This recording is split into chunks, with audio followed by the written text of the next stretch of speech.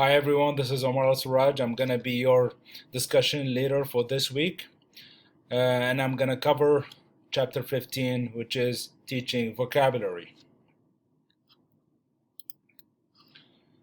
Teaching vocabulary, as you know, is a good way of introducing new words to our learners, to our kids, and so on.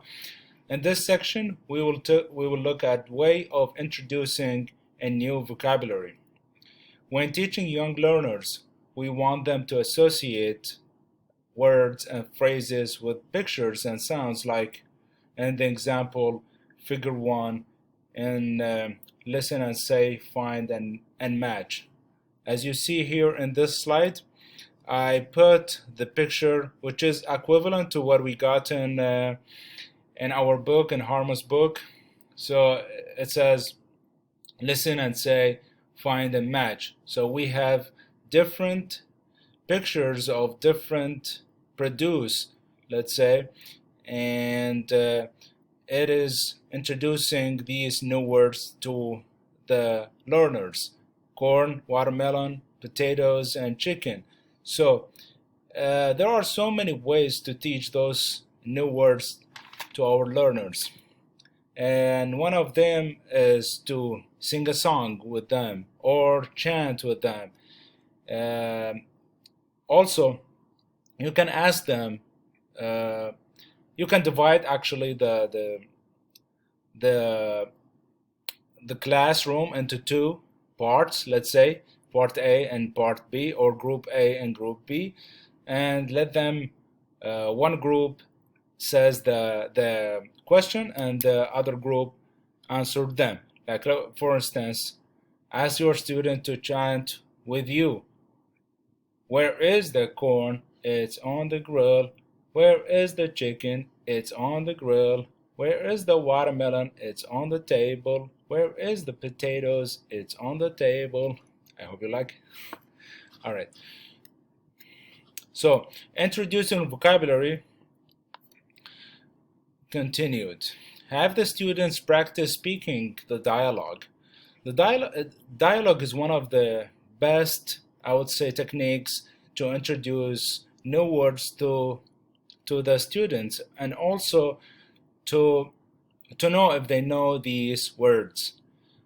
So you can also use disappearing dialogue techniques. See examples on page 395. You can also show the students the following invitation sentences stems and ask them if they would or should be followed by go rowing or going rowing.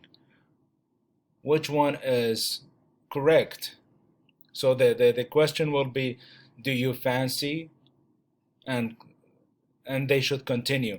Do you want? And they should follow. They should continue the sentence, the full sentence.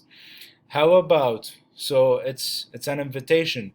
Then in this type of activity, we are teaching them how to accept the invitation.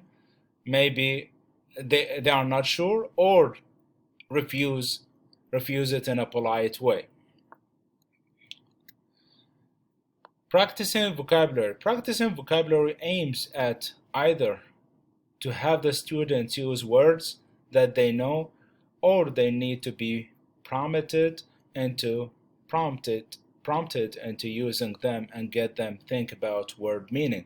So the goal of practicing vocabulary, as we know, is to have them um knowing new words and also practicing the words that they know.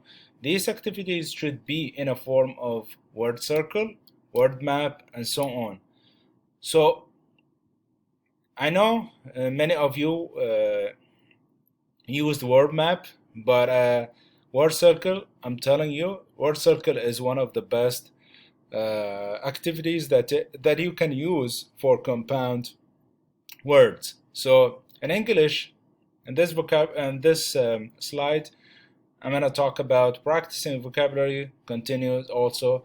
So English has a lot of compound words, as I said before, that students need to be exposed to them in exercises to remind them of the ones they know and to introduce them to ones that they are new, they, and to introduce them to new words.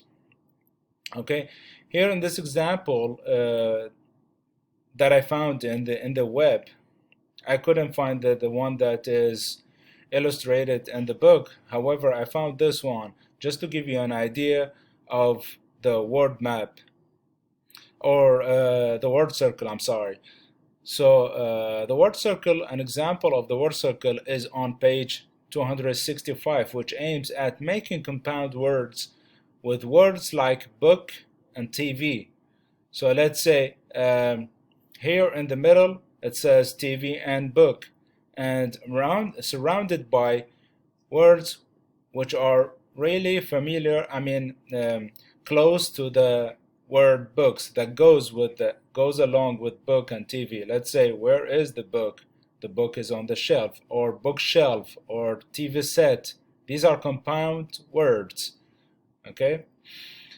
Through this activity, students will understand more about the compound words in general. Continue. So another activity, which is the word map. Word maps are extremely engaging way of encouraging students to retrieve and use those words they know. Categorizing words, as we know, when we are categorizing words, making the students think more deeply about these words, and this process helps them to commit the words to memory. So it's helping them to memorize those words, especially if it is if it is related to their daily life, I would say, or their what is surrounding them. We know that some students know words more than others. We all know that. In this activity, it will be their job to teach those words to their peers. So let's say, for instance, X knows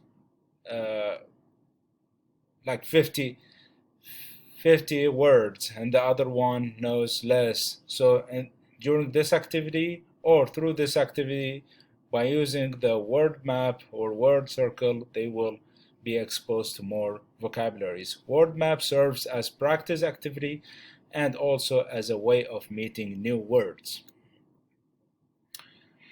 Here we come to vocabulary games. There are many appropriate vocabulary games which are not designed especially for language learners. These games include Pictionary.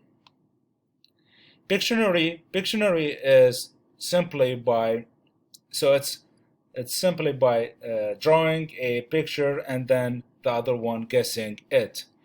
Number two, Call Me Bluff, or what we call two truths and a lie. So simply you tell two truths about yourself and one lie, and the other party guess that what will be the lie.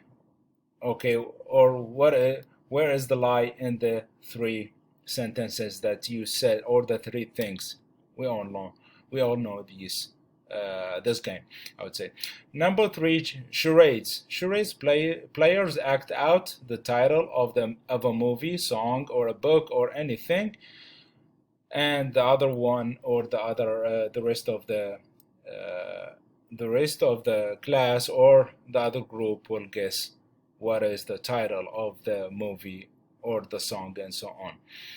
Number four, another game which is Got It.